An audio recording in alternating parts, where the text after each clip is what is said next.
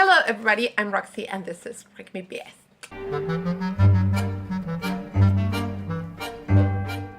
I finally bring you this long overdue video. My 2017 reading year in review. So let's talk booktube.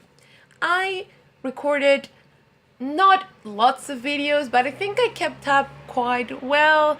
It was a decent amount. I introduced the highlights format, which I like. I'm not sure if I'm going to keep though, and here's why. What I want to do moving forward and starting in March is to upload one video every month, except if I'm participating, I don't know, in Booktubeathon, of course. I don't think I can keep up with more, but I also want more structure. Sometimes having a structure can be stressful, but in my case, center is what I want to do. So each month, the third Sunday of every month, I'm going to upload a video that's going to be a content video. So not a book haul, perhaps reviews or perhaps like updates to the challenges where I talk of the books or highlights. That's all I want to say regarding the channel. I'm still doing it because I enjoy it. I have a bottom 3, a top 6 nonfiction, and a top 6 fiction. Let's get on with the bottom 3 first. And it's actually a bottom 4. Third place is shared by 2 books, Margaret the First and The Danish Girl. Both books are not terrible books. They have some good writing in it, but I thought they were really unfulfilled. So in case you don't know, Margaret the First is a fictionalized account of Margaret Cavendish. She was one of like the first writers who wrote to publish before they published like letters and diaries or stories that were written for themselves and then they got published. Margaret was one of the first women who actually wanted to publish and be an author, which is awesome. But that boldness didn't come across at all in the book. So, and The Danish Girl is a historical fiction of the first woman who got a sex reassignment operation because she was born with a male body. And it's interesting, but it doesn't really hit the mark. Both books are really well loved, especially Margaret the First had such a buzz here on BookTube, and I really didn't enjoy it. I thought it was really bland. It started out great, and then it lost steam. I talked about this on my 20 in 20. I'm going to leave the link down below. And then The Danish Girl had some beautiful imagery, but how the plot was handled, I didn't enjoy. My number 2 is The Devil Wears Prada. Yes, I read the book that inspired the Genius movie with Meryl Streep and Anne Hathaway, which I absolutely love. This was nothing like it. The woman just complains in a way that Andy, the character in The Devil Wears Prada, the movie, never does. I mean, yes, Miranda is extreme, but I think in the movie she was actually more extreme while still retaining some human side. And Andy was like less whiny because she tried to do her best, and although Miranda was unreasonable, she still like fought through. And then the decision, it was very earned. Book and it's just a mess. The book, first of all, the book is not really well written. Then the way that Andy complains is less justified, and it's just a weird book. The boyfriend is different, of course. Like they changed everything that sucked from that book and turned it into awesome in the movie. So just watch the movie. And then the first part, the book that I liked the least, was dun, dun, dun, Milk and Honey. It was the first book I read last year. I've been raging against this book ever since. So this is like a collection of poetry. I mean, the themes are really good and the drawings are cute, but the poetry is just bad poetry. It doesn't make any sense rhythmically, it doesn't make any sense structurally, and it just, I understand that the themes are important. I support poetry that speaks about abuse and codependent relationships and identity. All that's awesome, but I cannot support something only because it talks about that. The book has to be good as well, and it's not. Okay, let's turn to the positive. So my top 6 nonfiction. Most of it I've already talked about, so I'm going to just like leave the link down below. Number 6 is The Secret Library. So this is a book that talks about several historical curiosities regarding books.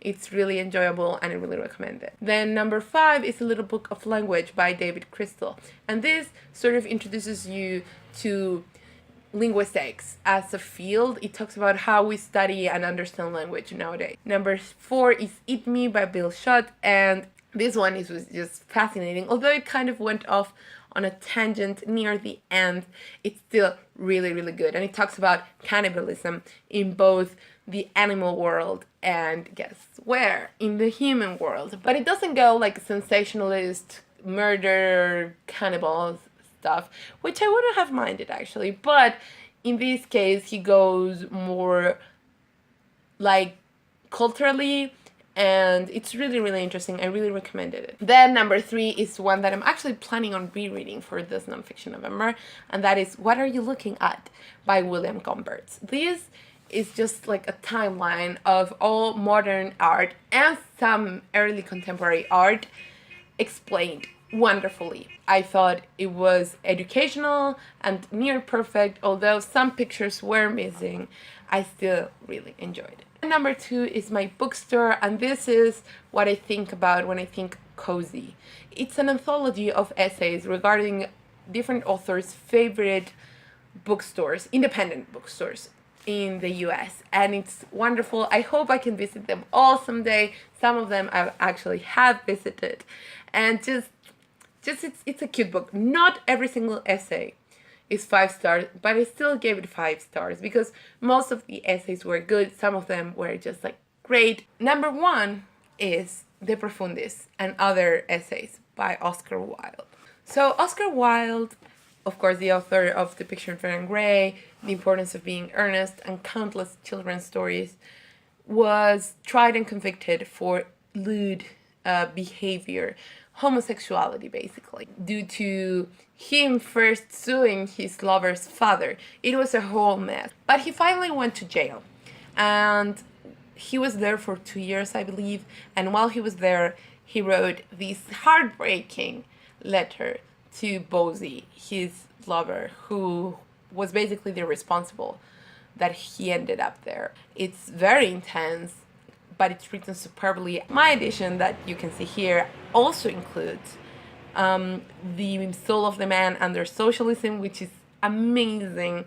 Also, The Decay of Lying, which I really, really love. And then The Critic as an Artist, which I didn't love as much. I think I gave it a 4. But overall, the collection is so strong that I still gave it 5 out of 5 because I love Oscar Wilde. That's it with the nonfiction. This video is already quite long, but let's keep going. So my top 6 fiction. Number 6 is Einstein's Dream. So this is a short story collection / novel wherein we follow Albert Einstein as he's trying to come up with the theory of relativity. And then he's having all of these dreams, and in each dream there is a world wherein time works in a different way. And it's super interesting. Of course, each world says something about our life and the way we work as human, and it's just amazing. Then number 5 is Me and Kaminsky. I'm going to leave the link down below to where I talked about it, but it's just such a good book. Daniel Kellman is crazy, and all his stories have these weird twists. This one is about a journalist that wants to do a sort of biography on a famous painter that is kind of a hermit, and it's just fascinating. The plot twist, superb. Now number 4 is Beetlebone by Kevin Barry. This was on my 5-star prediction video, and spoiler alert because I still haven't finished that list, but yeah, this totally met up and overseeded my expectations. The thing is though, that one of the things that happen near the end, I'm not that convinced about. I'm like, I don't know still if I'm on board and I found it interesting or like it took away from it. But this book is about John Lennon trying to find his island to scream, because back then scream therapy was such a big thing, and it's just bonkers, but it's so interesting, and it draws a lot of inspiration from James Joyce's Ulysses, and it's just great. Number 3 is Peter and Alice, which is a play that I'm dying to see life sometime, but this is a fictionalized account of that night where Alice, the inspiration of Alice in Wonderland, and Peter, the inspiration behind Peter Pan, met at I think it was like a Lewis Carroll exhibition or something like that. And it's just heartbreaking. It's about growing up, but it's also about loss and how can you grow up when you are captured in this way in this book and everybody loves the character, but what about you and who are you as a person? It's just, number 2 is The Dumb House, and this is just a crazy book about a guy who is obsessed with recreating this experiment his mother told him about, where Akbak the Great took children and left them under the care of mute people to see whether they would develop language or not, in order to prove if language was acquired or innate. And of course the experiment was really, really cruel because you purposely deprive children of language, but the way in which Luke, our main character, does it is even more crude. And this is a brutal book. It's really, really strong and interesting and wonderfully written. It also explores like Luke's relationship with his mother. It's very psycho in that way, so I really recommend it. And then, number 1, my favorite fiction book of the year was dun, dun, dun, Mrs. Dalloway by Virginia Woolf. I didn't expect to love this as much as I did because a lot of people say it's complicated, and it is, but if you go with the right set of mind, you can really get a lot out of it. It's just fascinating. This is about, of course, Mrs. Dalloway, who is a 50-something-year-old woman who is planning a party, and as she goes about her day, she thinks of her past and her life and how she's gotten to this point where all that she has left is throwing these parties, and it's a lot about place and essence, and it's just amazing. So that's it. I of course urge you to pick all of my favorites up because all of them are awesome. Clearly I think so. And yeah, I hope you liked this video. If you liked it, please give it a thumbs up. Please subscribe. What was your favorite book of last year? And which one of the books I mentioned would you like to pick up? And that's it. I'm still trying to catch up with everything. I'm trying. I have some stuff left and I hope I make it. And that's it. See you next time. But it doesn't go like the sensationalistic sensationalist and left them to be cared, left them